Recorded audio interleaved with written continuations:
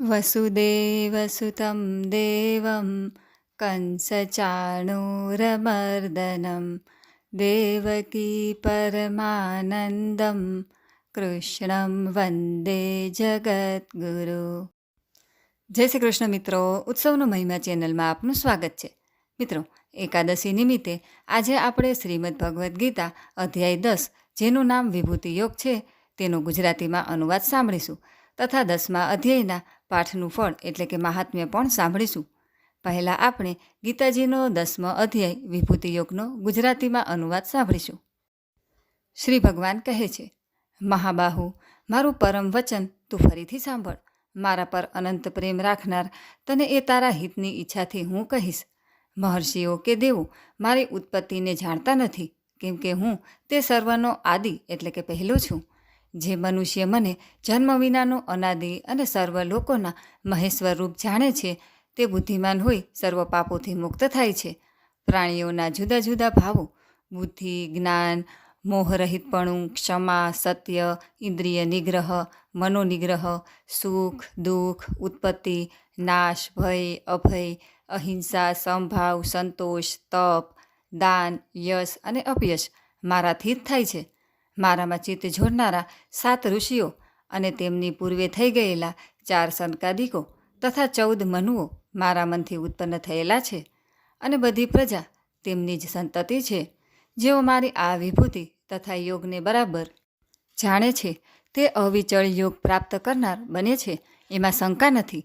સર્વની ઉત્પત્તિનું કારણ હું છું અને સર્વ મારા વડે ક્રિયાશીલ છે, એમ સમજી પંડિતો શ્રદ્ધાપૂર્વક મારી ભક્તિ કરે છે. તેઓ મારું ધ્યાન ધરનારા, મારામાં પ્રાણ પરોવનારા, પરસ્પરમાં મારો બોધ કરનારા અને મારી કથા કરનારા હોય હંમેશા સંતોષ મેળવે છે અને આનંદમાં રહે છે. એવી રીતે મારી ભક્તિ કરતાં કરતાં મારામાં સતત ચિત્તને જોડનારા તેઓને હું બુદ્ધિમાન બનાવું છું, કે જેથી તેઓ મને મેળવી શકે. તેમના અંતઃકરણમાં વસેલો હું તેમના ઉપર કૃપા કરવા માટે જ જ્ઞાનરૂપી પ્રકાશમય દીવા વડે અજ્ઞાનરૂપી અંધકારને દૂર કરું છું. અર્જુન કહે છે, આપ પરબ્રહ્મ, પરમધામ અને પરમ પવિત્ર છો.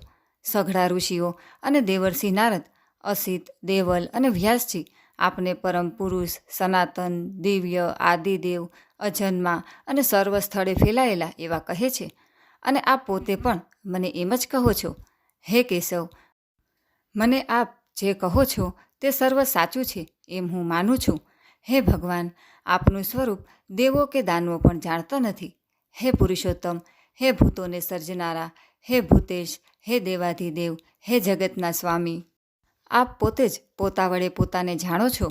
તેથી જે વિભૂતિઓ દ્વારા આ બધા લોકમાં આપ વ્યાપીને રહેલા છો, તે આપની દિવ્ય વિભૂતિઓ વિશે સંપૂર્ણ હકીકત મને કહેવા માટે આપ જ યોગ્ય છો. હે યોગીન, હંમેશા આપનું ચિંતન કરનારો હું આપને કઈ રીતે જાણું?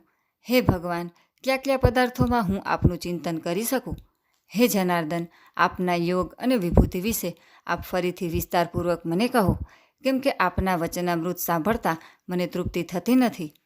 શ્રી ભગવાન કહે છે, હે કુરુશ્રેષ્ઠ, સારું, મુખ્યત્વે મારી દિવ્ય વિભૂતિઓ વિશે જ હું તને કહું છું, કેમ કે એના વિસ્તારનો અંત નથી. હે અર્જુન, હું સર્વ જીવોના હૃદયમાં રહેલો આત્મા છું, અને જીવોના આદિ, મધ્ય અને અંત પણ હું જ છું. આદિત્યોમાં વિષ્ણુ, જ્યોતિઓમાં કિરણોવાળો સૂર્ય, વાયુઓમાં મરીચી અને નક્ષત્રોમાં ચંદ્ર હું છું.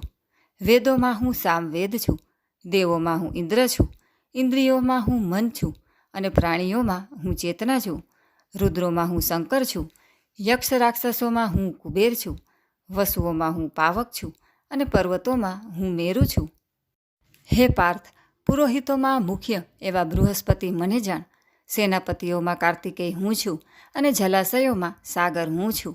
મહર્ષિઓમાં ભૃગુ હું છું, વાણીમાં ઓમકાર હું છું, યજ્ઞોમાં જપ યજ્ઞ હું છું, અને સ્થાવરોમાં હિમાલય હું છું. સર્વ વૃક્ષોમાં પીપળો, દેવર્ષિઓમાં નારદ, ગંધર્વોમાં ચિત્રરથ અને સિદ્ધોમાં કપિલ મુનિ હું છું. ઘોડાઓમાં અમૃતથી ઉત્પન્ન થયેલો ઉચ્ચશ્રવા, હાથીઓમાં ઐરાવત અને મનુષ્યોમાં રાજા મને જાણ. આયુધોમાં હું વજ્ર છું, ગાયોમાં હું કામધેનુ છું, સંતાન ઉત્પન્ન કરનારાઓમાં કામદેવ હું છું, અને સર્પોમાં વાસુકી હું છું. નાગોમાં અનંત નાગ, જળચરોમાં વરુણ, પિતૃઓમાં અર્યમા અને મનને વશ કરનારાઓમાં યમ હું છું. દૈત્યોમાં પ્રહલાદ, ગણતરીઓ કરનારામાં અથવા ખાઈ જનારાઓમાં કાળ, પશુઓમાં સિંહ અને પક્ષીઓમાં ગરુડ હું છું. પવિત્ર કરનારાઓમાં પવન, શસ્ત્રધારીઓમાં રામ, માછલીઓમાં મગરમચ્છ તથા નદીઓમાં ગંગા હું છું. હે અર્જુન, સૃષ્ટિનો આદિ, મધ્ય તથા અંત હું છું. વિદ્યાઓમાં અધ્યાત્મ વિદ્યા અને વક્તાઓમાં વાદ હું છું. અક્ષરોમાં અકાર અને સમાજ સમુદાયમાં દ્વંદ હું છું. અક્ષયકાળ હું જ છું અને સર્વ કર્મ ફળદાતા પણ હું જ છું. વળી સર્વનો નાશ કરનાર મૃત્યુ હું છું. ઉત્પન્ન થનારાઓનું ઉત્પત્તિ કારણ હું છું. સ્ત્રીઓમાં કીર્તિ, લક્ષ્મી, વાણી, સ્મૃતિ, બુદ્ધિ, ધીરજ અને ક્ષમા પણ હું જ છું. સામવેદના વિભાગોમાં બૃહત સામ, છંદોમાં ગાયત્રી, મહિનાઓમાં માર્ગશીર્ષ ને ઋતુઓમાં વસંત ઋતુ હું છું. છળ કરનારાઓમાં જુગાર, તેજસ્વીઓમાં તેજ, જય પ્રાપ્ત કરનારાઓમાં વિજય, નિશ્ચય કરનારાઓમાં નિશ્ચય અને સત્વવાળાઓમાં સત્વ હું છું. યાદવોમાં વાસુદેવ, પાંડવોમાં અર્જુન, મુનિઓમાં વ્યાસ અને કવિઓમાં શુક્રાચાર્ય હું છું. દમન કરનારાઓનો દંડ હું છું. જીતવા ઈચ્છનારાઓની નીતિ, ગુપ્ત ભાવોમાં મીન તથા જ્ઞાનીઓમાં જ્ઞાન હું છું. વળી હે અર્જુન, સર્વભૂતોનું જે બીજ છે તે પણ હું છું. એવું કોઈ સ્થાવર જંગમ ભૂત નથી કે જેમાં હું ન હોઉં. હે પરંતપ, મારી દિવ્ય વિભૂતિઓનો અંત નથી. આ તો મેં દ્રષ્ટાંત રૂપે વિભૂતિઓ વર્ણવી છે. જે વસ્તુઓ ઐશ્વર્યવાળી, સુંદર અથવા શક્તિશાળી કે પ્રાણવાન છે તે મારા તેજના અંશથી ઉત્પન્ન થયેલી છે એમ તું જાણ. અથવા હે અર્જુન, એથી વધારે જાણવાથી તને શો ફાયદો થવાનો છે?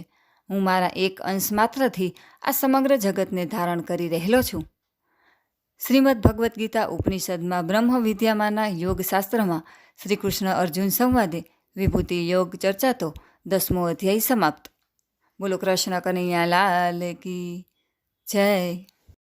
હવે આપણે અધ્યાય 10ના પાઠનું ફળ એટલે કે મહાત્મ્ય સાંભળીશું. ભગવાન શંકર પાર્વતીજીને કહે છે, હે દેવી, હવે હું તમને 10મા અધ્યાયનું મહાત્મ્ય કહું છું તે સાંભળો. કાશી નગરીમાં એક બ્રહ્મજ્ઞાની બ્રાહ્મણ રહેતો હતો. તે નિત્ય નિયમિત કાશી વિશ્વનાથના દર્શને જતો હતો. એક દિવસ તે વિશ્વનાથના દર્શન કરતો કરતો ધ્યાનમગ્ન બન્યો હતો. તેવામાં ભંગી નામના ગણે ભગવાન કાશીનાથને પૂછ્યું, હે પ્રભુ, આ બ્રાહ્મણ કોણ છે? તેણે ક્યું તપ કર્યું છે? ભગવાન કાશી વિશ્વનાથે ભંગીને કહ્યું, તેના સંબંધમાં હું તને એક વાત કહું છું, સાંભળ. ભગવાન શંકર એક વખત પાર્વતીજી સાથે કૈલાસ પર્વત ઉપર બિરાજ્યા હતા. તેવામાં એક હંસ કમળનું ફૂલ લઈ અને ત્યાં આવ્યો અને એમને તે ચડાવ્યું. એ હંસનો રંગ કાળો હતો. અમારી આજ્ઞાથી તે ત્યાં બેઠો. અમે તે હંસને પૂછ્યું, તું કોણ છે? તારા શરીરનો રંગ કાળો કેમ છે? હંસે કહ્યું, હે ભગવાન, હું બ્રહ્માનું વાહન હંસ છું. એક સમયે આપના દર્શન કરવાની ઈચ્છા થવાથી બ્રહ્મલોકથી નીકળી આવી રહ્યો હતો. ત્યાં રસ્તામાં માનસરોવર આવ્યું. ત્યાં એકાએક મારી ગતિ અટકી ગઈ. હું બેભાન થઈ જમીન પર પટકાઈ પડ્યો. જ્યારે હું ભાનમાં આવ્યો ત્યારે મારું શરીર કાળું પડી ગયેલું જોયું. આથી હું ચિંતામાં પડ્યો. એ જોઈ માનસરોવરમાંથી કમલનીનો અવાજ આવ્યો, હે હંસ, મારા ઉપરથી ઉડતા તારું શરીર કાળું થઈ ગયું છે. મેં તેને પૂછ્યું, તું કોણ છે? કમલિની કેમ થઈ છે? તે કહે, ગયા જન્મમાં હું બ્રાહ્મણી હતી. મારી પાસે એક મેના હતી. એ મેનાને હું શીખવતી હતી. એવામાં મારા પતિદેવ ત્યાં આવ્યા. તેમને જોયા છતાં મેં તેમનો સત્કાર ન કર્યો. આથી તે ક્રોધે ભરાયા ને મને શાપ આપ્યો. એ શાપથી હું મેના બની અને એક ઋષિના આશ્રમમાં રહેવા લાગી. તે ઋષિજી દરરોજ ગીતાજીના 10મા અધ્યાયનો પાઠ કરતા હતા. એ પાઠ સાંભળવાથી હું અપ્સરા બની. મારું નામ પદ્માવતી પાળ્યું હતું. એક દિવસ આ સરોવરમાં હું સ્નાન કરી રહી હતી. એવામાં દુર્વાસા ઋષિ ત્યાં આવતા જણાયા. તેમને જોઈને હું ગભરાઈ ગઈ. દુર્વાસાએ મને વિના વસ્ત્ર જળ ક્રીડા કરતી જોઈને શાપ આપ્યો કે તું કમલિની બનીને 100 વર્ષ સુધી આ સરોવરમાં રહેજે. હે હંસ, આજે 100 વર્ષ પૂરા થાય છે એટલે હું શાપમાંથી મુક્ત થાઉં છું.